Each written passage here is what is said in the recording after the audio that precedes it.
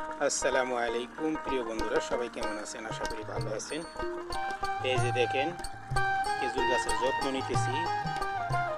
গাছটা হলো আমার মালিকের বাসার ভিতরে। একদিন খেজুর ধইলাম, একদিন বিষ দিলাম। এখন দেখেন ছাগলের লেদা দিছি। এটা হলো জৈব সার। যাদের ছাগল আছে খেজুর গাছের গোড়ায়, বিভিন্ন গাছের গোড়ায় দিবেন। আরবিরা বেশিরভাগই খেজুর গাছের গোড়ায় দেয়। যে দেখেন আমি দিতেছি, দিয়া পানি দিতেছি। এক লাগা 3-4 দিন বা 5 দিন আমি পানি দিব। তারপর দেখবেন গাছের কালারটি আর এক রকম। এই যে দেখেন আমি পানি দিতেছি।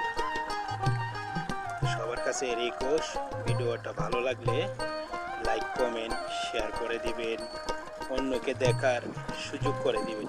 আল্লাহ হাফেজ।